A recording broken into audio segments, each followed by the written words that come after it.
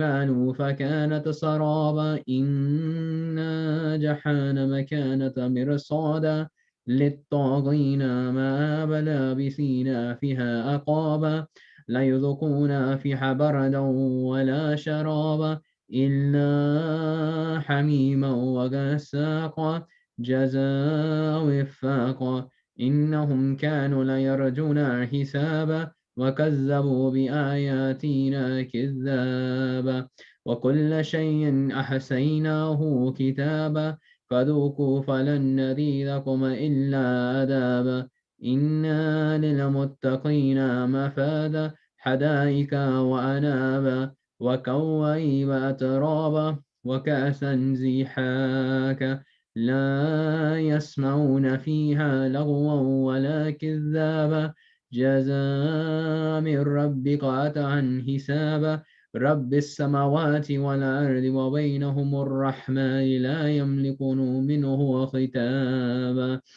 يوم يقوم الروح والملائكة صفا لا يتقون إلا من أذن له الرحمن وقال صوابا ذلك يوم الحق فمن شاء اتخذ إلى ربه مآبا إنا أنذرنكم عذابا قريبا يوم ينظر المرء ما قدمت يده ويقول كافر يا ليتني كنت ترابا صدق الله العلي العظيم اللهم صل على محمد وآل محمد.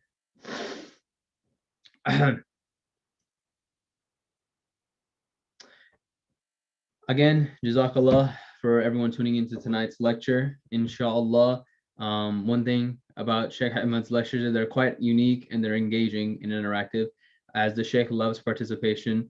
So if you could please go to the website link, www.menti.com. The code, inshallah, will be dropped in the YouTube chat. And as soon as I get the code, I will also give it to y'all, inshallah. And you will be able to follow along with Maulana and engage with the questions and answers and make comments on the platform. And Maulana will also be explaining it briefly during the lecture. And Momineen, please remember that, after each workshop, we will be having a Q&A section. So if you do have any questions at all for the Maulana, it can be along the topic or not. Please post it as a comment in the YouTube live, and inshallah, I will try and get to it. If I can't get to it this week, then inshallah, Muhammad Pirbai, he'll be getting to it next week. And again, the Q&As are 10 to 15 minutes each. So without further ado, I would like to now invite our beloved scholar, Sheikh Ahmed Modarres. So if everyone could please welcome him with a loud salawat.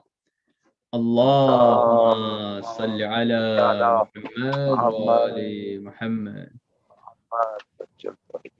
أعوذ بالله من الشيطان اللعين الرجيم بسم الله الرحمن الرحيم رب اشرح لي صدري ويسر لي أمري واحلل عقدة من لساني يفقهوا قولي. Brothers and sisters, Assalamu alaikum wa rahmatullahi wa barakatuh.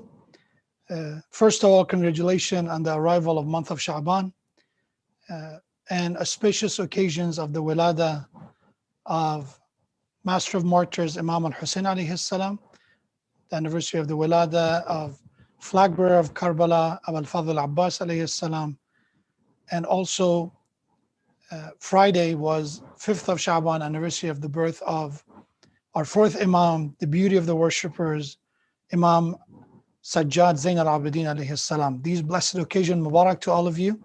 And also we are approaching the wilada of Hazrat Ali Akbar alayhi salam, as well as a very important occasion, which is the arrival of 15th of Sha'ban. In the coming days, next week, we will have the birth of the Imam of our time, Imam Sahib al-Asr wa Zaman, Ajjalallah ta'ala Fajr al-Sharif. Mubarak to all of you. And we pray to Allah subhanahu wa ta'ala for tawfiq and for the chance to living a life that is worthy of being a life of a follower and a Shia of the Imam of our time, and a life of virtuous and muttaqeen, inshallah. For the honor of A'yad al-Sha'baniyah and all Mawlids, those who were born in this month from the Ahlul Bayt alayhim salam, please recite a salawat ala Muhammad wa ali Muhammad. Allahumma salli ala Muhammadin wa ali Muhammadin wa ajjal faraja. It's a tawfiq once again to be with my brothers and sisters in Mu'min Center. And I would like to ask everyone to please participate. My ability to provide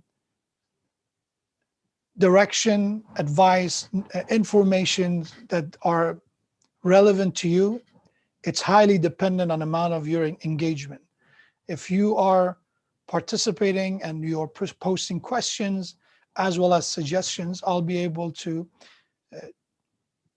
trim my workshops around those needs rather than my assumptions. And it's not a good idea to basing a workshop, especially on this topic, which is a very fundamental and important topic, on my understanding of maybe a community that is somehow has some unique needs. And maybe there are topics.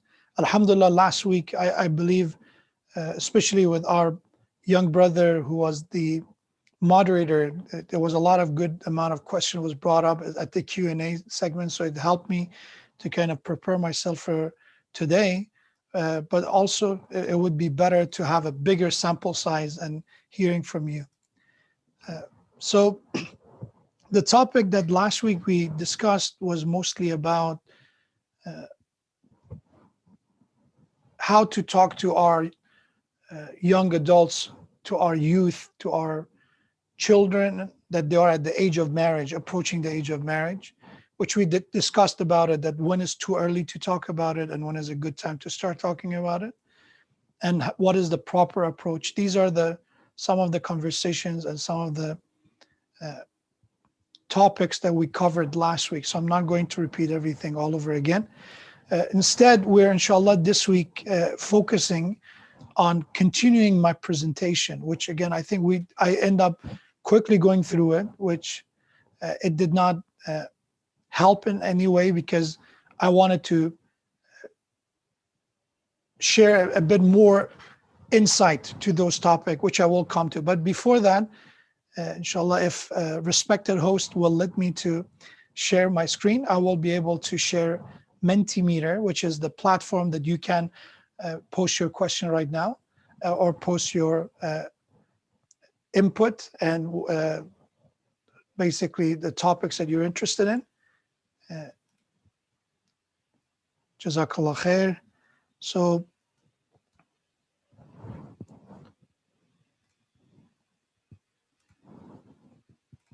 you can go to menti.com and you will be able to enter this code. This is the code 8345-8053.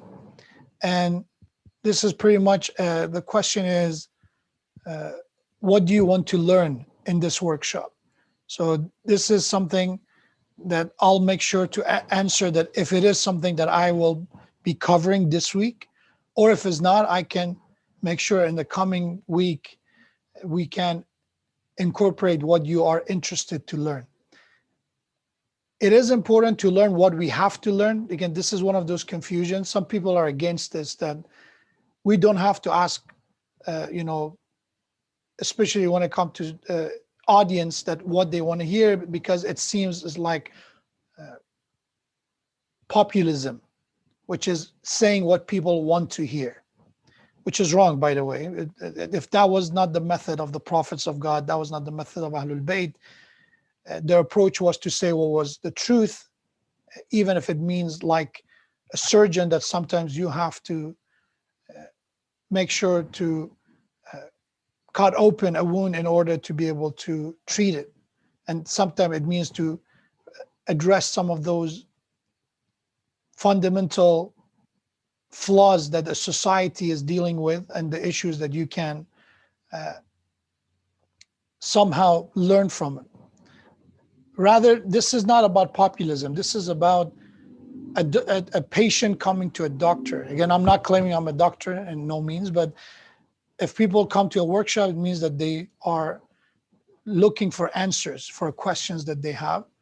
And no diagnosis will be correct and proper unless you talk to the person who's suffering, the one who's in pain, you have to ask them,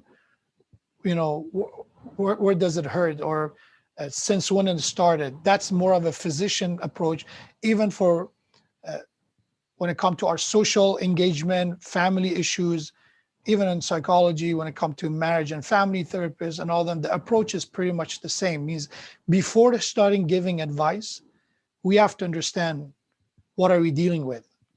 Otherwise, my prescription will not be useful, will not be helpful. Alhamdulillah, I see there's some good question are popping up. Okay, so I see that we're asking about marriage, Sunni marriage, how to avoid fights, problems. And if you be more specific when you say problems, it will help me to understand your point. So again, I want to, inshallah, please keep posting. If our brothers at the back end, if it's the right word, my dear tech team who are helping me with this, if they can somehow maybe have a subtitle of the code, the menti.com, and the code was 83 45 80 and 53, so people can, as we are continuing, they can also see that how they can post more questions. So now I will share with you my presentation that we had from previous week, and inshallah maybe that will help us to kind of lift up from, continue from where we left, and we be able to finish that. So we talk about philosophy of marriage. This is something it's important to communicate not only to our young adults about that this should be your objective in getting married, but also it's all about recognizing the importance of our own relationship. Means as parents, the loudest piece of advice, the strongest input we can provide to our children would be the way we interact with one another. Again, this is not something that I think we should ignore or somehow walk by it slightly. Rather, it's something that we have to put more focus. It's not about just words. It's not about how to talk to the youth, but it's also about, as I mentioned, it's about thinking about my interaction with my husband, with my wife. I'm setting an example. I'm setting a role model for them. But we should not do it for that reason. I'm not saying to pretend. This is, I think, one of the mental flaws that we are dealing with, is that people thinking I have to act in front of my children. I have to pretend to be a certain way in front of my children, rather that genuinely we have to reconsider the way we're thinking, right? Genuinely, we have to think about our approach when it comes to our engagement with our spouse. So alhamdulillah, I was able to pull it up. So if you give me a second, I'll be able to.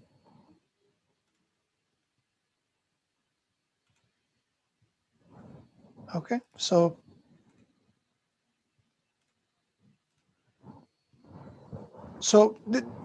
from next week, this is what we discussed. So I'm going to move on. This is the part I think I quickly kind of touched upon. It is important to know that we have to recognize our children's personality. Not every child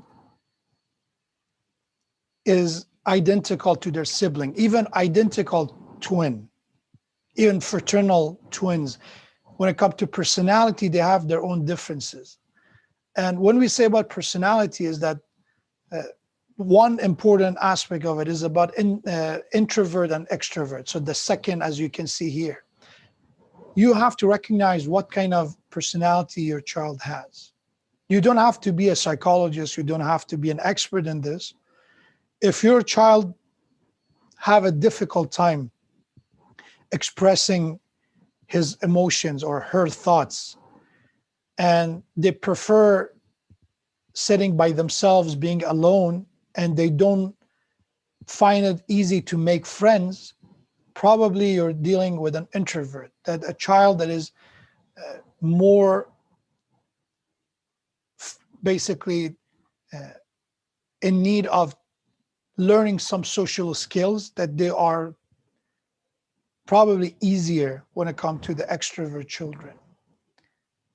There's nothing wrong with your child. Again, by the way, the first thing we have to start is that we have to know that if my child is introvert or extrovert, it's not a quality, it's not a merit to be extrovert, it's not a negative characteristics if your child is introvert either. Instead, we have to deal with them, we have to interact with them from a proper approach and healthy approach. Let me give an example from the teachings of Ahlul Bayt alayhim salam. When you look at Imam al-Hussein alayhi salam as an example, or Imam Ali alayhi salam as an example, their interaction with people was not the same.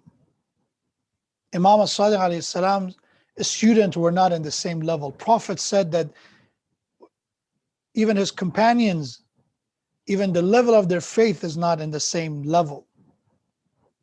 So these differences are evident, visible, and at the same time somehow normal. We should not be surprised about them. So we have that somebody came to Prophet ﷺ and asked about his child, that what should I, what kind of career, what kind of occupation is good for my child to encourage him to go to. And Prophet ﷺ said, send him to learn, educate him. So acquiring knowledge was the Prophet's advice. But after a while, he came back and said, Ya Rasulullah, I tried, but my child is not showing any interest. So Prophet said, maybe again, the teacher, there's some issue, right? Still try to change the environment, the teacher.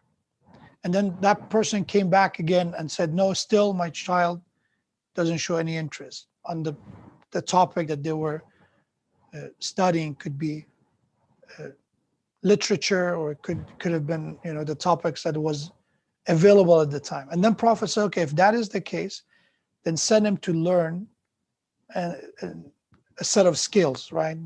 Send your child to learn skills that be able to create a career out of it. That is recognizing that we cannot force human beings to become someone that they're not.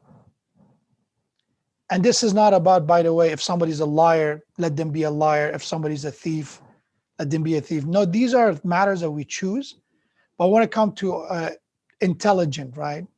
When it comes to certain skills that people have, we are not the same. Even prophets of God are not in the same level. تِلْكَ الرُّسُلُ فَضَّلْنَا بَعْضَهُمْ عَلَى بَعْضٍ. And this is, I want to emphasize on. This is related to marriage, and how is that related to marriage? But you're talking about how to communicate with your children, including on the subject of marriage. Your 22-year-old son, your 20-year-old daughter, 25-year-old son or daughter, you're talking to them about the topic of marriage, but there are other subjects that you have to communicate with them. And one thing is that, which I said is it's a very dangerous path to go, is to compare your child with others. Because another 25-year-old, 22-year-old is capable of doing something, is not necessarily that it's a guarantee that somebody else in the same level, in the same age, should be able to do it. Because our skills, our talents, our intelligence, our physical features are not the same. They're not. Allah created us, as Quran clearly said, that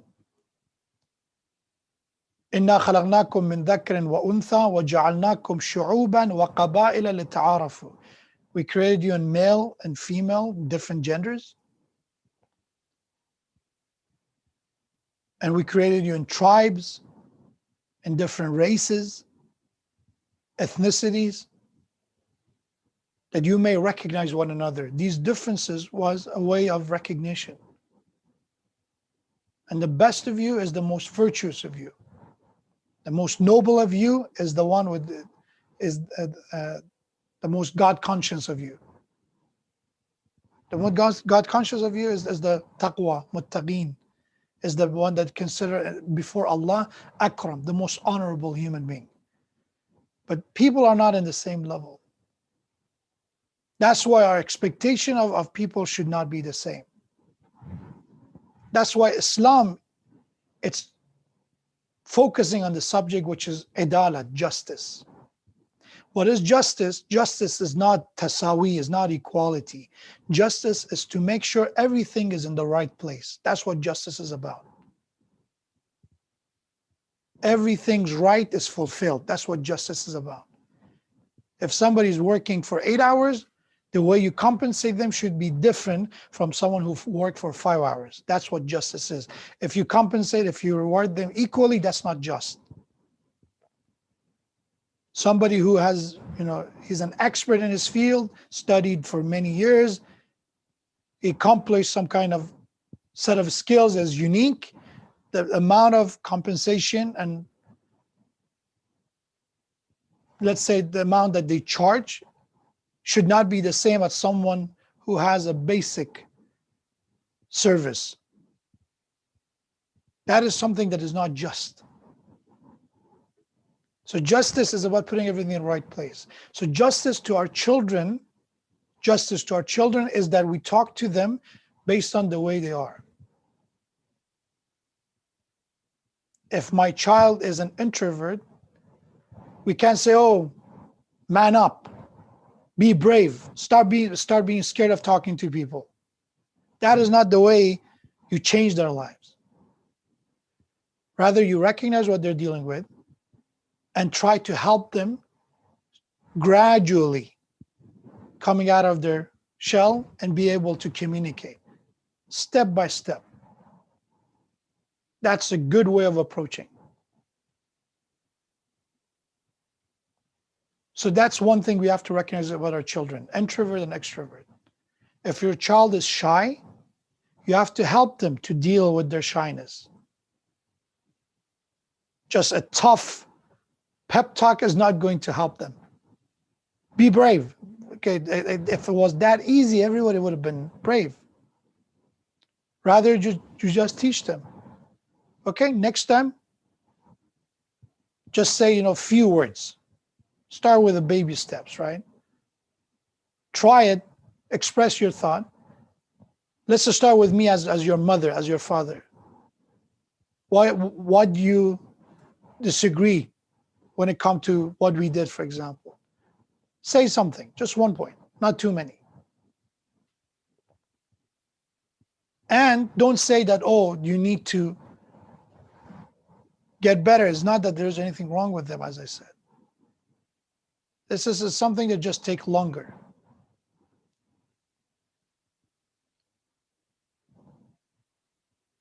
Avoid. Again, I cannot emphasize more than this. Putting down your children when it comes to things that is out of their control. They didn't choose to be an extrovert or introvert. They didn't choose. They're like that. And when you compare them that, oh, learn from your sibling, you're harming them and you're not constructive in any way. Second one is about independent and dependent. Talk to your children about independence and a meaning that what it means to be part of a family, what it means to be part of a, when you get married, what it means. Don't scare them. Oh, you cannot handle it. You're too young. Rather, teach them what it is about. And as a parents, we can do that when we talk about the Prophet's tradition with giving him advice about how to handle their financial needs, gradually. And Prophet said, using them as an advisor, as a consultant. My son, I'm thinking about making an investment in this business. What do you think? Maybe they don't have experience. Maybe they will read about it. Acknowledge that you hear them, and then teach them about maybe if their opinion was not strong enough, it was raw, how they can improve it, but appreciate their input. Teach them independence. It was interesting that in United States, people think a lot of topics are easy, but in Harvard University, they started a class for personal finance. And almost more than 50% of the students applied for that class, how to manage your personal finance. Because it's something that they feel they don't know anything about, that their family did not teach them about it. So it's important to teach them not only about personal finance, but also about emotional maturity, what it means to not emotionally react if somebody is upset, if somebody's sad, and they come to you, how to deal with that issue. Sometimes it means just to listen. If somebody comes to you, this is something we have to teach, that if somebody comes to you and they're sad, sometimes they're not looking for a solution. They're just looking for grief. That's all they want. It's not necessarily for, you're sad about this, let's do this. And no, they just want to, for that moment, somebody understand that they're going through a difficult moment, and that's all it is. We teach them about independence. Give them responsibility. Stop, again, dear parents, mother and father, to your sons and daughters, stop spoiling them. That in 25-year-old, 23-year-old, you're picking up after them. You're doing everything for them. You're not helping them. You're not helping them in any way. They should understand that they have to handle some part of their own responsibility. Yes, you can do it, you have the time, but you teach them what it means to eventually become independent.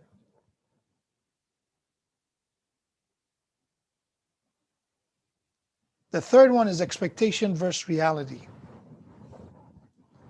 The expectation, I'll give an example, is that people expect that their son or daughter marries someone from the same culture. Forget about same culture. Even if they're from the same country, they must marry from the same city. If it's from even the same city, they should even marry from the same area in that city. You'll be surprised. That's not a realistic expectation. The reality is that the standards, the values that you consider to be important has to be more than just geographical location.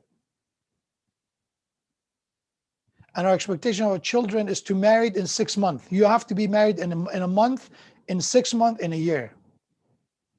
How is that realistic? Giving a deadline for your children, it means that you're not helping them to make the right decision, because marriage is about finding the right person and knowing yourself well and knowing your spouse. If you know yourself, that's even more important in my opinion, to know yourself. If young people who are if you are interested, inshallah, in getting married soon, it's important to know yourself, who you are, and acknowledge that who you are.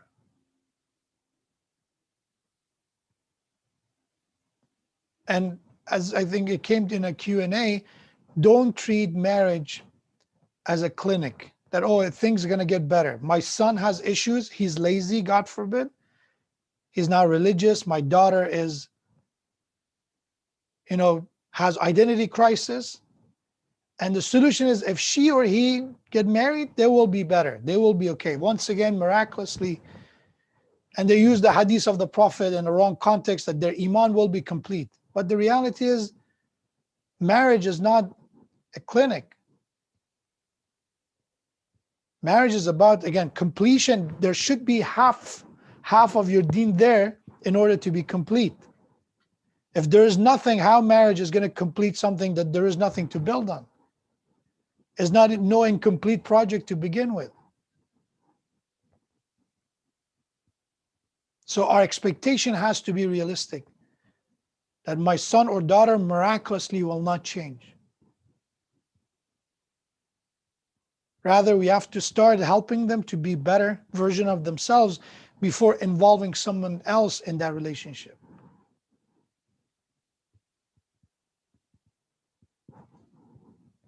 So this is also, again, we quickly touched upon do's and don'ts. Talk to your children, listen, find a mediation, a connection that they trust in. If Maulana of your community is the one that they trust, go with it. Uncle, aunt that they are comfortable with, use them as a confidant to communicate with them if there is a topic that they're not comfortable to share with you. If they come with you with something, like even a bad decision, they come with you that, oh, I found the love of my life. I want to marry this person. It's important to avoid saying, okay, this is just a phase. Time heals everything is not applicable to every scenario, every situation. What if that if you leave that situation, what if it's going to escalate? It's going to get worse. So it's important not to leave everything to time. It's important to not ignore it and abandon and say, oh, if that's your decision, we have nothing to do with you. Disown them. That's not the way to approach it. Nuh alayhi salam, his son turned away from him. This is Nuh alayhi salam preaching for hundreds of years, building the ark, still his son turned away. It took years to build the ark. Flood started, he still turning away from his father. Now they're on the ark. Flood is everywhere, and his son is drowning, and still he's trying to save him. And then Allah said, "Innahu laysa min ahlik." He's not your responsibility anymore. He said, "I'm going to go to the mountain. I don't need you or your God." Then Allah said, "Okay, this is nothing on you anymore. Is not ahl is not your ahl means not your responsibility anymore." But he tried. So don't disown them right away. No need to agree with what they do. You can be clear that this decision, let's say if it's a haram decision, right? They decide to do something haram. I'm not saying to say, oh, it's okay, I'm still your father and mother and I'm going to be okay with your haram. No, still I will. This is haram. But we're here for you whenever you want to change and you want to come back. If you need help, we're here for you. Don't destroy bridges behind them. And guilt trip is the worst. You need to get married because I'm telling you. How many cases I can tell you I know of that people got married because of their parents, because they said, oh, we will not forgive you if you don't get married. You must marry this person. Or say, we already made a promise without talking to him or without talking to her. I've had both cases that parents talked about everything without even talking to their children first and made a promise that my daughter will marry your son. My son will marry your daughter. And now they said, you want to destroy my reputation? Are you going to humiliate me? I made a promise. What kind of a son you are? What kind of a daughter you are? You try to embarrass your parents? This guilt dynamic, it's the most destructive. What happens, again, what you can't push is that they're going to agree for the sake of your reputation, to avoid embarrassment, they're going to get married. But down the road, how many of those marriages end up in separation? Again, I know a good number of them, unfortunately. It takes a couple of months or a couple of years, and they always tell each other, the one side that being somehow guilt into that marriage that I didn't want you. Imagine how hurtful it is to the other side that they didn't know about this guilt dynamic, and they're being called that I didn't want you, and I was somehow guilt trip into marrying you.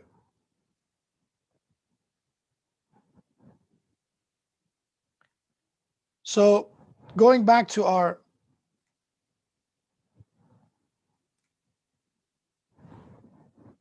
list of some of the, let's see, some of the questions that I have here.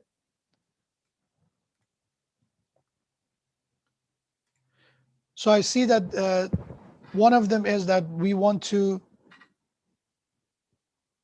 learn about long distance, youth, lecture, temporary marriage, Shia Sunni marriage, how to avoid fights, marriage and problems. Okay, so some of these inshallah will be coming once inshallah we focus more on about people who are married. So we will focus on inshallah those issues. But speaking about Shia and Sunni marriage, or I think a similar question was asked last week by the moderator about marrying people from different faiths. I always say, imagine those differences, how much of a restraint it will put on your marriage, those differences. In a case of different religion, again, it's not permissible. In the case of Shia Sunni marriage, our Maraji and Mujtahideen said Islamically it's permissible. Both are Muslims. So that is clearly not a fiqhi issue. From the fiqh perspective, a Shia and Sunni can marry. They're both Muslim, it's permissible. But if you look at it from the other point of view, not a fiqhi point of view, from more of a family dynamic, family relationship, communication, quality of marriage, for sure that kind of a marriage has its own challenges. One thing is that when you both are in this relationship, how you're going to set boundaries about the differences, right? An example is that there are celebration by the followers of a school Ahlul Bayt that Ahlul Sunnah don't. And there are some traditions like Taraweeh prayers that Ahlul Sunnah adhere to that Shias don't. How are we going to find a compromise? It's a challenge. It's not impossible, but it's a challenge. How to engage with your communities, the masjids that you go to, which masjid you go to, how you interact with the community. Again, it's possible, but it has some challenges. And lastly is that sometimes that maybe one spouse is trying to influence the other spouse's belief and madhab. How would you deal with that situation as well? And lastly, when it comes to children, how are we going to raise our children? These are questions that we cannot run away from. Realistically, it has challenges. But is it fiqhi perspective? I gave you the fiqhi perspective, but the same way we don't marry the first Shia we see as a Shia, because again, we have to find someone who has that compatibility and is able to provide that meaningful relationship, meaningful connection between husband and wife. You should take into consideration marrying somebody from a different school of thought, all due respect to all the school of thought in Islam, because of these challenges that you are facing. So what Islam is encouraging us is not required again, but is encouraged us to find someone that is your kuf, somebody's status that is similar with you. So if you are marrying somebody in financial status that is very different from you, it's not forbidden, but it opens the door to some challenges. That somebody may feel inferior because of their financial status, or somebody may feel that they can dictate or have the upper hand because of their financial prowess. So these are things that we can take into consideration. Find people that you have enough in common to build a life together. Okay, so continuing to a next portion of our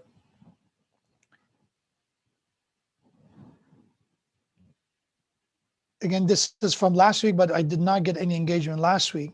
So if you can provide your answer, your input, that what do you think is the reason youth are procrastinating marriage? Why the age of marriage overall, not only among Muslim, overall in the world, the age of marriage is being delayed. It's getting, now late in 20s and now beginning of their 30s is the age of majority of people deciding to get married. What do you think is the reason? And this is something, inshallah, we can also have a conversation about, which again is not going to be one reason. It's not just limited to one explanation, but rather than it's a collage of multiple factors, from shift in the way that what is known to be financial independence also comes into play, professional education to be kind of a prerequisite for a lot of good jobs out there. And with that, it means that more time has to be spent in college and university. Also, it comes to mind that expectation about relationships are different now with social media, with Instagram, how people portray what is the true love, a good relationship. These are things to come to mind.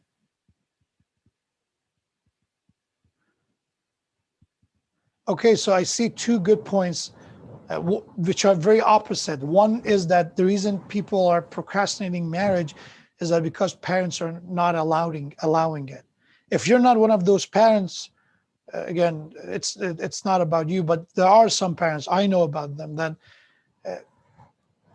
even if the youth are at the age that they think they're ready, the family is pushing them, family is pressuring them to not consider marriage. Oh, you're too young, without even listening to their argument, listening to their point of view. And again, that's sad. I give this lecture a long time ago, that what some people expect is that their children like to be Prophet Yusuf alayhi salam. Yes, go to your university, college, place of work, and then be like Yusuf. Avoid all the temptation. Everybody else is in kind of relationship, halal or haram, doesn't matter. And you over there be that strong mountain at the age of 28 or 29 to take care of yourself, protect yourself. Islam is not about monkery, is not about always suppressing these urges. Rather is about monitoring them, rather is about finding a balance. And the more we postpone it, the more it is difficult to come to that understanding. I see another parents blocking here. That is another considered to be that why youth are procrastinating marriage. Again, I would say it's important for parents to make sure their children know why. Again, if you disagree with them on maybe the person they are considering for marriage or the age of their marriage, you have to communicate that well to them, that you're not setting a decision and say, okay, you have to do this no matter what. That is a very incomplete and at the same time problematic approach, because one thing you're communicating to your children when you say, I'm telling you you're not ready, that's it. I'm telling you, I told you so. That is treating your young adult, your young child, means that again, a young adult could be in their 20s, right? Like somebody who is in adolescent ages, treating him like a teenager.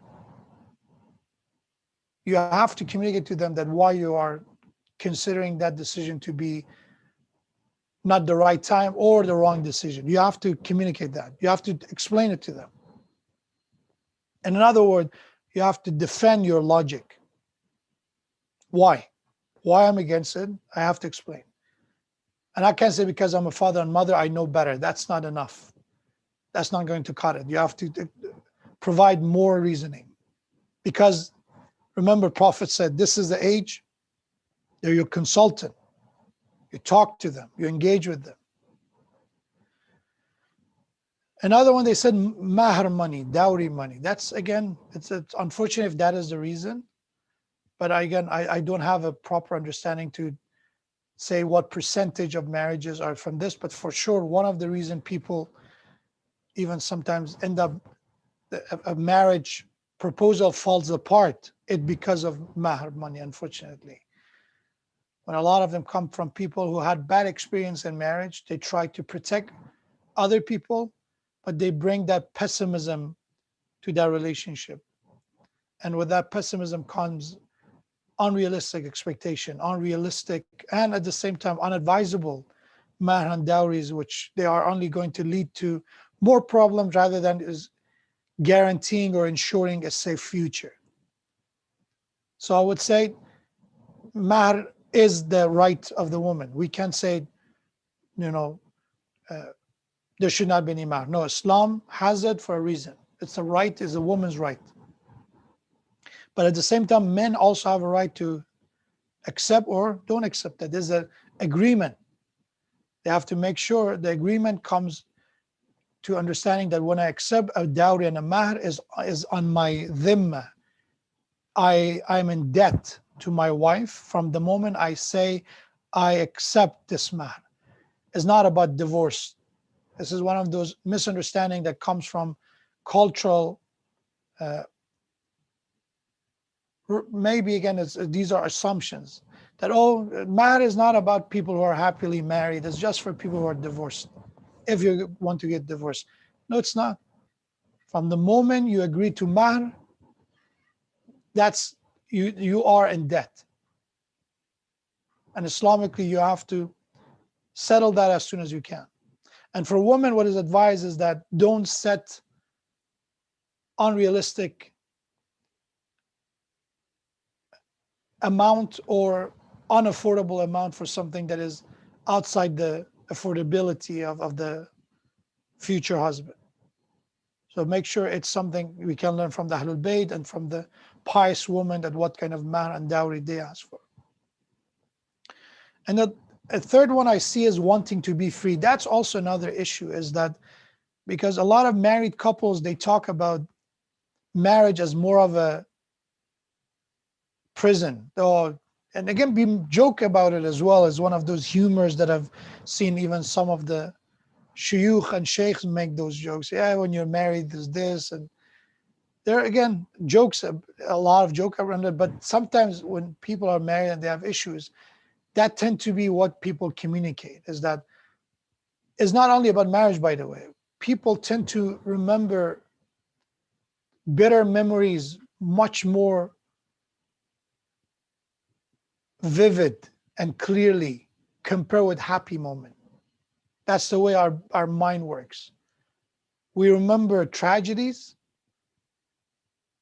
much better than remembering celebration festivities. And there's some said there's a primitive need into it, because tragedy means that biologically you want to avoid facing the same danger. So by nature, our instinct is that, okay, let me remember this so this doesn't happen again to me. Rather than a happy moment, you enjoy it, and that's it. So that's why it's important to focus on the positive, because if we let that to be what runs us, like an animal that is scared of the hunter chasing them everywhere, all we remember is the negative, is the tragedy or the bitter moments. So as married couples, please focus on the beauties of your relationship and communicate that beauty to young people. So when you say I want to be free, it means that marriage is being communicated as something that does not provide anything good, rather is limiting you. But remember, what was the purpose of marriage? We had discussion last week. Marriage is supposed to provide comfort. Marriage must provide compassion and love, and everyone want to be loved. This need of being loved is something that is fitrah, is we want to be loved. Even with our relation with Allah, we want to be loved by Allah. قُلْ إِن كُنْتُمْ تُحِبُّونَ اللَّهَ فَاتَّبِعُونِي يُحْبِبْكُمُ اللَّهِ. Quran says, O Prophet, tell them that if you claim you love God, then you must follow Prophet, follow Rasulullah. And then in return, Allah will love you. So you see that even in our relationship, we want to be loved by Allah. So we want to be loved by someone, by our family.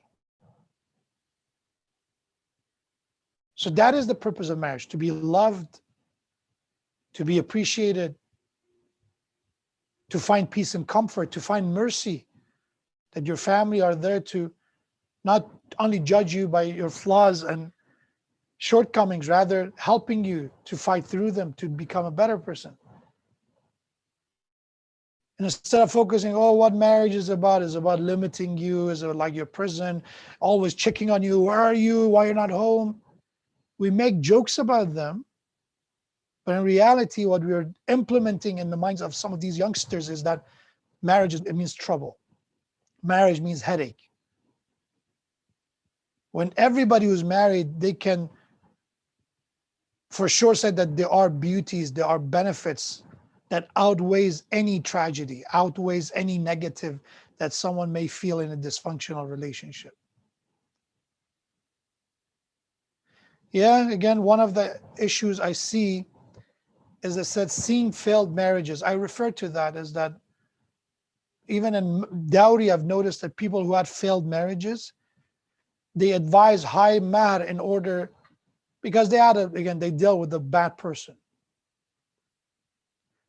And they think, in order to help this young person, advising a very, super high, unaffordable mahr is going to help them. When in reality, that is going to become a precedent to bigger issues. And failed marriages, again, is like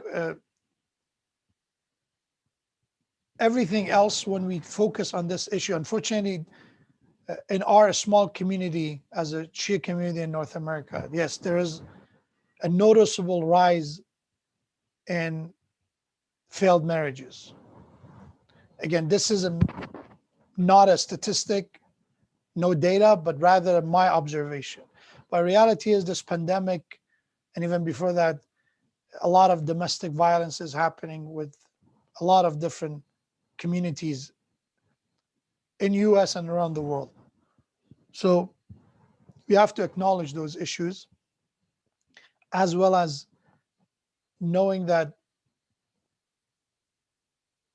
because of the failed marriage, the same way we have accidents when it comes to driving, when it comes to our partnership in business, that there are failed partnership, failed investments, still should not be a reason for you to give up on the whole idea of investment and partnership. Rather, it makes you more vigilant.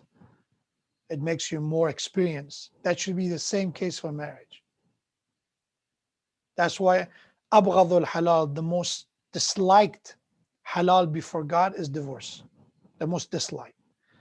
But that doesn't mean if there are unsolvable issues in a marriage, there should not be a divorce. There are sometimes that as a last and final resort, there's divorce, rather than making a shortcut and not putting effort to heal. Don't try to repair a broken relationship. You have to put your effort. It's something sacred, it's something worthy. And lastly, I think I also see that zina becoming mainstream. Yeah. Haram relationship, unlawful relationship overall, the normalcy of it, is one of the issues of our time, unfortunately. That could be also another factor. Career not good enough in. Uh, that's also, uh, it goes back, as I said, that as parents, when we communicate with our children, we have to teach them that they work, they graduate from college, they find a job. All of this are means. They're not the goal. You have to teach them that. And you have to live that too. I make money. I have, 401k. I have investment, diversified portfolio. All those are means to provide for family who is nurturing a family who is capable of assisting one another in a growth spiritually. Should be the objective. But if the money becomes the goal, then you're right, career is not good enough. Your career becomes your goal. I'm ready to make more money. I'm ready to climb on the ladder of promotion and getting a better position, making more money, rather than focusing like, okay, I'm spending the most, and I'm telling my brothers and sisters, the most precious years of your lives are 20s. That's the prime of your life, in your 20s. And as we are aging, as you know, we tend to experience decay, right? We're experiencing physical decay. That's not as a pessimistic thing. The reality is that's the way Allah created us, that there is a peak, there's prime time, and then there's going to be the down, which is gradual. So why somebody should spend the prime of their life alone? The reality is that we can talk about all this, but yes, the age of marriage is being pushed down, and being delayed and postponed. But also the rate of depression is on the rise. That's also true. More than ever, young people are feeling alone, depressed, anxious. I'm not saying there's causation, but there's correlation. As people tend to live more single by themselves, experiencing these one night stand and very superficial physical relationship, with that comes also noticing that there's rise. There's a lot of statistic by CDC, a lot of institutions in US talk about, even during this pandemic and even before that, the rate of suicide, the rate of depression, the rate of mental disorders related to loneliness is on the rise. It's more and more difficult for people to feel not alone. So yeah, you're right. It's about career not good enough. And again, I tell young people, so think about it. Once you have that maturity to take care of your responsibilities, think about it. Why you want to postpone marriage? Why you don't want to share those happy moments with someone? Why does it feel even good to enjoy something by yourself? And your friends can be with you for a short amount of time. It's not going to be forever. They move, they find a new job, they get married. So inshallah, it's also important to keep that in mind. Let's see if I answer some of those questions. Thank you so much for those sharing their thoughts and answering these questions as we were going along.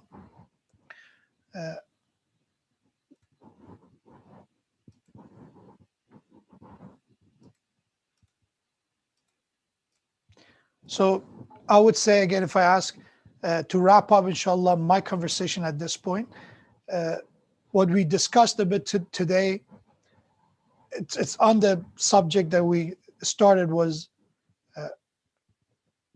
it's important to know personalities of your children. Inshallah, once we come to talking about married couples, to know the personality of your spouse as well. And this is not something that said they're not sick, they're not ill. Rather, the difference, it's something that we can find strength in, that we are not the same, but it does not make one of us better than another. And based on those differences, we have to think about our expectation Based on those differences, we have to learn how to communicate with one another. And based on those personality, we have to also focus on teaching our younger generation about independence. And we also addressed about some of the issues that marrying with people from a different school of thought, different sect could bring, the challenges that they has. We also addressed some of the reasons behind why we see this delay in age of marriage. Some of the reasons, alhamdulillah, you shared with, and some of them that based on the issues that we are noticing in society, we can say they are contributing to this issue of procrastination in the age of marriage and marriage in general. So if I'm correct, if I'm pronouncing your name correctly, Brother Zunaid, inshallah, we can wrap up with questions. Bismillah, I'm at your service.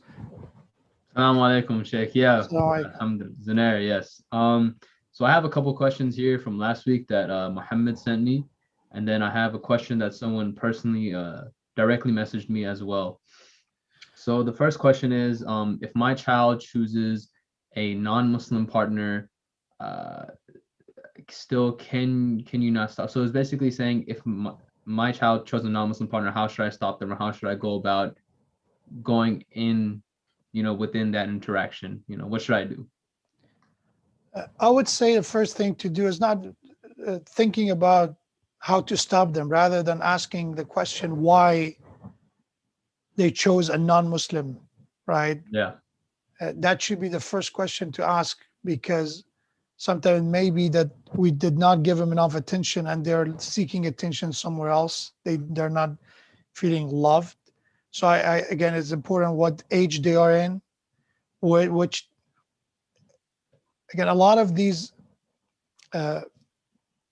relationship begins in close proximities. So I know people who end up knowing someone in their college, a lab, a classmate in a lab, or if they were in graduate college, somebody who's been partnered to work on research.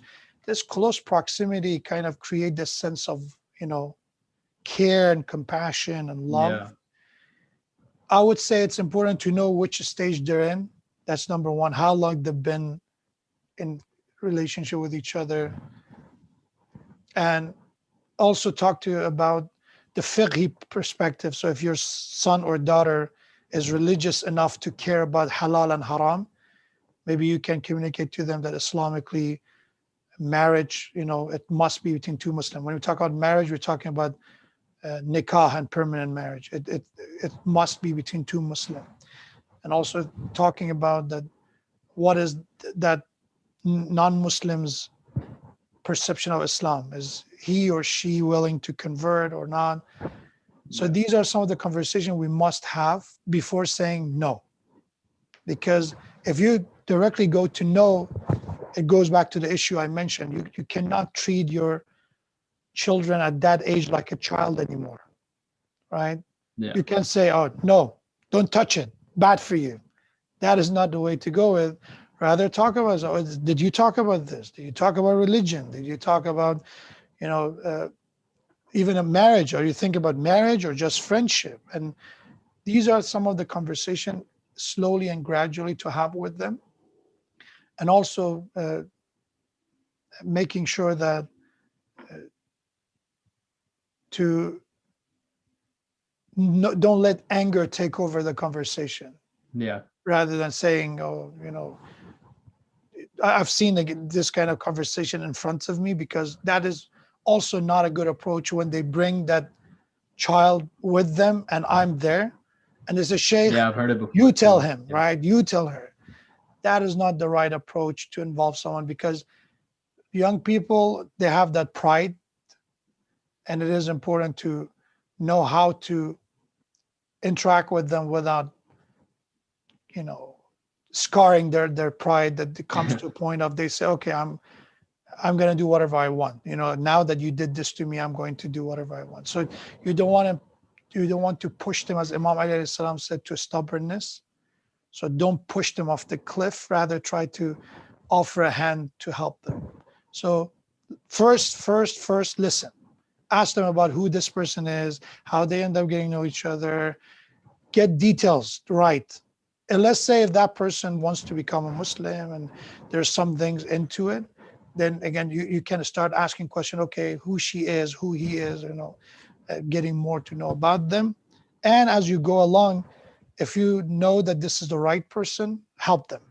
If you somehow miraculously came to that decision that, okay, this person seemed the right person.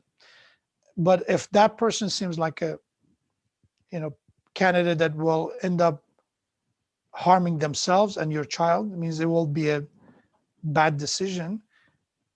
Try to communicate that. And if you don't know how, maybe consult someone that they know how, right? Maybe talk to someone with the experience. That would be someone in the community, a Molana, could be somebody who's a therapist and a Muslim and one that understands that severity of the situation. Mm. And also maybe even if somebody who had that kind of experience of dealing, let's say if their son or daughter has the similar issues, without refreshing their pain. Again, if somebody still have issue with it, don't go to them. Don't let them say, oh, you have that problem, now I haven't. Rather, if that's somebody that they navigated through the problem, you go to them and say, if you don't mind, I would ask you, how did you deal with that issue with your family, with your child? Of course, Okay. Jazakallah for that, Sheikh. That was a beautiful answer. And I completely agree with you. I think a large portion of helping, the community deal with these issues is, us just reaching out to our Malanas. These are people that while they might, have a high level of academic, knowledge, these people can also relate to you, they can use that academic knowledge to help you. Right. So another question that I have is, can a Muslim lady marry a non-Muslim man in a land with no Muslims or a very small Muslim population? The person is asking that, for instance, this is Central America or the south of Mexico, and they have a very small to non-existent Muslim population, and even probably non-existent Shia population, if you even dive into the sect, like the sect issue there. Right. Yeah. This is a fiqhi question. So let's go with it. It's not a question about what's, because I think I forgot that it's one of the Ahlul Bayt alayhi salam when they ask him about what uh, wisdom is, what hikmah is. The Imam said is to be able to choose between what's good and what's better. That's what wisdom is. Mm-hmm. That is not always between black and white. Rather, that sometimes you have to choose which one is more urgent, which one has the priority between the two good, right? Or even when it comes to too bad, which one is worst? So I would say that is a topic that mostly what we discuss about marriage, communication. We're not talking about, oh, something that is forbidden. I have no power or authority to make it lawful. If it's unlawful, if it's haram, I can't do anything about it, no matter how I'm going to package it or sugarcoat it. If it's haram, Yeah. it's haram. Mm-hmm. But in the question they're asking is a fiqhi question. Islamically, no, it's not permissible to marry someone from a different faith. No matter if it's Ahlul Kitab or not, is not permissible. Even for men, when it comes to permanent marriage, is not permissible. It's a fiqhi point of view, is not permissible. When there's a situation, the scenario that it's not, if they're referring to a scenario that there is no Muslim population somewhere, then those cases, what the rule is, migrate. Go somewhere that you can find people, because the ayah in Quran is that if somewhere they prevent you from practicing your faith, then Quran says, yuhajiru fi sabilillah, go and migrate for the sake of Allah. So if that is really the case, yeah, if it was a haram or halal food situation, let's say you live somewhere, there is no access to halal meat, there is no vegetable available, the only way you will survive Yeah. is to But it's eat different. haram meat, yeah, go for it. But again, reality is no, it's not going to be realistically something you will face, right? Yeah. So even if you live in Central America, they said Mexico, right? Yeah, they said the south of Mexico, Central America. Yeah. There is again, you'll be surprised. I know about a community in Uh, uh, Cuba, there's a Cuba Shia population. They have their own masjid in Yeah. Cuba. Yeah. About Chile, they have their own Shia community there. Argentina, they have their own Shia community there. They have masjid there. So Subhanallah. as far as I know, it's happening even in South America. It's not as big as you can imagine, but still there are. So it's not really a case I said there's nothing. If there is a person from a Muslim but a different denomination, still fiqhi is permissible. But even you have to find someone that is Muslim, but at least is tolerant of your madhab. That's the minimum you have to find.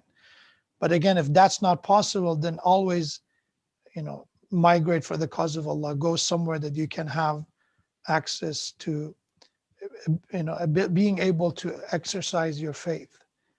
Yeah. And honestly, again, if they are going through this challenge, remember that Allah, believe in this, that Allah will provide a pathway for you. There's an ayah in Quran that as a Muslim, we must believe in it, that Allah says, وَمَن يَتَّقِ اللَّهَ يَجْعَلْ لَهُ مَخْرَجًا وَيَرْزُقْهُ مِنْ حَيْثُ لَا يَحْتَسِبُ. If somebody have taqwa, which means they restrain themselves from reaching out or committing something that is haram, Allah will يَجْعَلْ لَهُ مَخْرَجًا. Allah will create an escape way for you. Allah will make a pathway for you to not being forced to do something that is unlawful, and will provide and sustain you from a source that you don't even expect. So have trust in that and do your best to change your environment if you can. Again, but you said Mexico, I know that they cannot come to North America, but probably there are options to go to other areas. Yeah, 100%. Jazakallah for that as well. I have two more questions. I think if we have enough time, I think we probably have a couple more minutes. Sure. This is more or less not, I think, a question, more or less like a topic that could possibly be discovered inshallah in a future Sure. lesson. And that is the struggles of, Hispanic and African American reverts in their attempts to get married, in the sense where, there's a lot of members, and I even personally know this, as I have some friends who have, reverted to Islam, specifically even Shia Islam, that they've had a very tough and difficult time getting married, or breaking a lot of these cultural boundaries that other families may not be comfortable doing, and they've had a really, really tough time. So I think that's what the person was trying to talk about. That's what the person was basically asking, in the sense where if you could inshallah just discuss that in the future, and how, like, those African Americans, Hispanic, or just other revert brothers and sisters can go about marriage. Yeah, it's unfortunate. I think I touched upon one thing last week, and was the issue of some of our prejudices that we are dealing with in our communities. Yeah. And that's not only about reverts, even within the same uh, faith, means people were even born Shia, but because they're coming from a different uh, nationality, right? There are issues and about even people considering getting married a Shia who's not from the same country. And even I mentioned it, even if it's not from the same city, there are issues, right? Yeah. He's from that city, and even that, unfortunately, when it comes to a skin color is another issue. That the standard of beauty and is not just one nationality. In many nationalities, unfortunately, it's that the standards of beauty and skin colors are those issues that has nothing to do with our Islamic values, which again I will talk about, because next week is 15th of Shaban, and talking about Imam Mahdi, his mother's background will help us to discuss that, and his mother being a convert again, or revert if we call him, if we call her a revert, that should give us a lot of point to talk about, inshallah. Yeah, 100%. It's a beautiful story that I think a lot of people, especially in today's time, can take from. Sure. Actually, there's another question after this. They're both very pretty short. Again, this is a topic as well, and I guess the sister here is asking that the reason a lot of women don't want to marry is culturally their responsibility and duties quadruple. And the sister is saying it seems as though the benefits are not increasing in the ratio, in the sense where she is saying from her perspective, ulama have, when she has at least seen the topic of marriage being talked about, they tend to tell women their long list of duties, and then they don't seem to tell men, or they seem to just tell men that, subhanallah, you can go have 4 wives or something like that. That's what she's basically talking about, the sister. Okay, so I would say what other people said, I cannot take the responsibility for what they say, but As far as I know, when you refer to ulama, I don't even consider myself one of the ulama. I'm, inshallah, seeking knowledge as much as I can. But Yeah. and again, I studied in houses, so I know a bit about that. I will otherwise I wouldn't even talk about this subject if I consider that I'm not even qualified for that. But those who are true ulama, I don't know. Give me one of the mujtahideen, Ayatollah Sistani, Ayatollah Safi, any of the Maraji. And if they said, men, go take for a wife, I'm happy to hear that a statement. Some random guy saying, some, Yeah. Yeah. guy like me saying whatever they want, it does not, Yeah. we should not represent the whole school of thought of Ahlul Bayt or even Islam. Rather, those who are representing, I think they are the one who have taqwa and knowledge together. And that's not what they say. But when you are saying about cultural implication of marriage for women, I agree with you 100% that unfortunately, I've been saying it over and over. A lot of people don't like it, but I repeat saying it because that's what Islam says. That when it comes to chores of the house, I mentioned that last week, that it's not women's job to stay in the kitchen, it's not women's job to Yeah. cook or do, even when it comes to nursing the child, Islam says not a responsibility. Rather, again, if you want to do it, if that's the way you delegate, that's fine. It's not forbidden, but it's not required.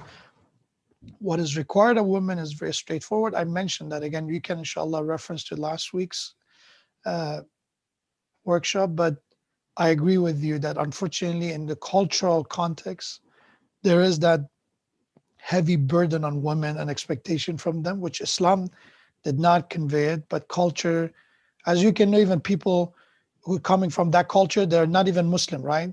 So you could be a Hindu, woman and dealing with those responsibilities. You could be a Christian evangelical and dealing with those expectations. You could be a Mormon. All these cultures and have their own impact on different religions, and Islam is no exception. Uh, there's infusion of culture and faith, and how they are, uh, which one prevails is something that is a dynamic of. It's a very, very thought-provoking, but at the same time complicated system.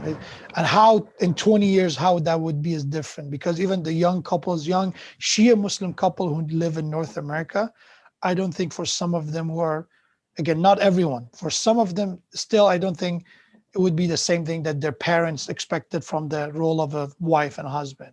They adapted to an understanding that what it means, because now we have people who are living, we have couples who are both working professionals, and then you have couples who one of them is a stay-at-home, although they have a background, they have a professional education, academics. So it's a lot of things that is come to place. But for sure, I echo what you say about that. It's unfair advantage to men when it comes to chores in the house, the responsibility of the chores of the house. What, but again, if that is something that you feel I said, I said, please don't take my word for it. If I said, men, go do whatever you want, and I hope nobody is going to edit this part of my saying, say Sheikh Modarres has said it. And so Right, this is what Sheikh said. right. Quote Yeah. unquote, I never said such a thing. Yeah. I never said that, men should, have a free pass and do whatever they want. Rather, men have responsibilities from one is which is being the provider of the house, but the bare minimum is being provided the house, but also provide protection for the family, safety, uh, provide that compassion and love, as we mentioned. Yeah. These are things that they have to provide, but for sure it has to be something that you communicate with your husband, uh, or let's say your uh, the prospect of that person being your fiance, that okay, this is something we have to talk about inshallah once we're married, how are we going to deal with these responsibilities in the house and outside the house. And when I said about teaching your boys, consult them, teach them how to be independent, and you remember exactly today I said in the workshop, don't do their chores in the house. I Yeah. said, parents, please stop spoiling your children. They're in their 20s. Stop washing for them. Stop cleaning for them. Stop, because what happened once they're married, now they want another mom. And that's the issue. Yeah. And same thing could be for a wife, that a mother does everything for her. Once they're married, they don't want to do anything. They want the husband to play the role of a father or mom. Either way, it's something that inshallah we have to uh, gradually teach our children. But I agree with the second part, not the ulama. I said ulama, look at the maraji, look at the Yeah. mujtahideen and what they Don't look say. at the everyone else. Look at Yeah, I the don't want facts. to. I don't want to insult or offend anyone. Yeah. But I said myself, if somebody like me says something, again, don't consider us an important, uh, representative of the Shia school of thought or Islam. Yeah. And the last question here is Salaam alaikum. I am a Shia girl who's in Takia. How do I get my anti-Shia parents to agree to my Shia nikah? So I'm assuming in this case, they have found a partner and they wish to conduct a nikah, but they're having some troubles going about it because of this sense of aggression against Shias, I believe. Again, it's not an easy answer because it depends. Where do you live? And when you say you feel not safe, what do you mean by? There's a lot of things into that. I can't provide an answer. All I can say is, inshallah, Allah protect you from any ill. We cannot disrespect our parents no matter what. That's something to keep in mind, sister. Uh, Even if they're not Shia, even if they're not Muslim, we have to honor them, we have to respect them. And that's something, when you become a Shia, you have to even double down on that rather than, God Yeah. forbid, ignoring it. But how to communicate that with them depends. If your safety is the matter, that, let's say if you live somewhere that your overall well-being is in danger, I would say be very careful. Just Islamically, your self-preservation is a priority. You have to make sure you don't put yourself in the harm way. So do Yeah. that first before anything. But if that's not the issue, is just come with verbal, maybe Yeah. insult and things that is not physical. Maybe you can, as I said, what's showing your character, that the Shia of Ahlul Bayt, how much they uh, because there's a lot of uh, Conceptions. conception about Shia, right? Yeah. They don't do salat, so again, just do your salat. They don't do fast, do that. You respect with them. So it's showing them that, not pretending again, just showing them that what it means to be a Shia in action, inshallah, will provide the ground for you to be able to talk to them. But I would say uh, consult someone close in your Shia community without, again, putting yourself in a harm way. Maybe reach out to a Shia sister in the community, someone in the community, and get help, get support from them. And but again, it's a difficult situation because I don't want to give advice that something happens with years of listening to different questions. Is that, yeah, it's the more and more, again, I'm now, again, since I start giving lectures, it's been, right now it's more than 15 years now. Yeah. And in this 15 years, the first time when I was under 20 and I was giving lecture, the way I was answering question was not as much uh, cautious as it is today. Not as much I, wisdom, maybe, or cautiousness. sorry? Yeah, go ahead, go ahead, go ahead. No, go ahead. Go. What did you Are say? Go ahead. you saying just not as like maybe not as like wise of an answer or like as cautious? Because sometimes Right, people just say it and they don't understand the implications that make. right. That's because, again, I wouldn't think about how people are interpret, and also thinking about the variety of scenarios or cases or situations that people are in. They're not So identical. Yeah. so say for instance this person is to get the nikah, but their parents do say no. Do the parents still have the say in the nikah, or is it like can Yes, the they do. They do have a say in the nikah. I would say if that person, again, especially if they are getting married for the first time, their father is their guardian, her father is the guardian. Mhm. So it means that they need his permission for nikah to be permissible. So Mhm. because they're not Shia, it's not going to be removed that, oh, there's no need to get permission.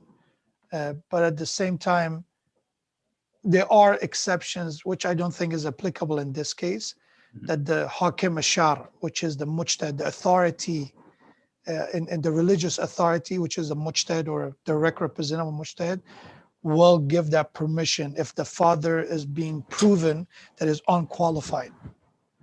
So let's say if somebody's father is a drunk, an addict, and The only reason they're against marriage of their daughter is because of, again, the issues they have, right? They're not qualified to be the guardian and wali anymore. Then Hakim Ashar intervened and said, okay, I'm going to investigate this candidate, this husband, and if it's right, then I will give you the permission. Not a sheikh cannot do it. Hakim Ashar must do that, a religious authority. So in her case, I don't know if they are met. So don't look for a shortcut. Don't say, oh, because they're not okay with Shias, they don't like Shias, I'm going to just marry a Shia. No, that should not be the approach. Rather, again, respect, honor of them has to be maintained without you abandoning your faith as a Shia, abandoning your aqidah as a Shia of Ahlul Bayt. And how to communicate, again, maybe you can find a confidant, somebody who can communicate with them and slowly introducing them that what it means to be a Shia without breaking uh, That the boundaries of respect. boundaries of respect and modesty. Yeah. Don't bring, the prospect groom to the house. I want to marry him. This is something that is out of the norm, and norm is not required, but you don't want to break those norms Yeah. because it will complicate things furthermore. You don't want to add to the problem, rather you want to seek a solution. Of course. Jazakallah Yeah. for tonight's program. Maulana, if you could just give the dua to end the program. And then, Momineen, a quick announcement. The program, inshallah, next week will be done in the afternoon. So if you could please just keep a lookout to your email newsletters as well as the WhatsApp group messages. Inshallah, we all hope to see you tonight. It was a wonderful experience, Maulana. Thank you for taking the time out of your day to do this. May Allah subhanahu wa ta'ala reward you, inshallah. And with that being said, just please end off the program. Wa alaikum assalam. Thank you so much, Brother Zunair, doing a great job. Again, alhamdulillah, seeing the youth such as yourself providing this engagement between the scholars and the audience is always refreshing to see. May Allah, inshallah, increase your tawfiqat. And we, inshallah, finish with the dua as we're approaching for 15th of Sha'ban. First of all, may Allah hasten in return of Imam of our time, al-Sahih al-Asr wa-Zaman, alayhi salam. And may Allah subhanahu wa ta'ala strengthen those who are married, the couples. May Allah strengthen their relationship and build their relationship based on faith, iman, honesty, trustworthiness. And may Allah help us to be assistant on one another in marriage, assist on one another in servitude of Allah subhanahu wa ta'ala. May Allah provide the means and faculties of a healthy and easy marriage for all the single youth in our communities. And may Allah subhanahu wa ta'ala help all of us to raise families and children, as Quran says, to be the light of our eyes and to be, inshallah, leaders for our communities toward righteousness and toward good. We finish with a dua for the health of Imam of our time. Bismillah ar-Rahman ar-Rahim. Allahumma kulli waliyyika al-Hujjat ibn al-Hasan صلواتك عليه وعلى آبائه في هذه الساعة وفي كل ساعة وليا وحافظا وقائدا وناصرا ودليلا وعينا حتى تسكنه أرضك طوعا وتمتعه فيها طويلا برحمتك يا أرحم الراحمين وصلى الله على سيدنا ونبينا محمد وآله الطاهرين اللهم صل على محمد وآل محمد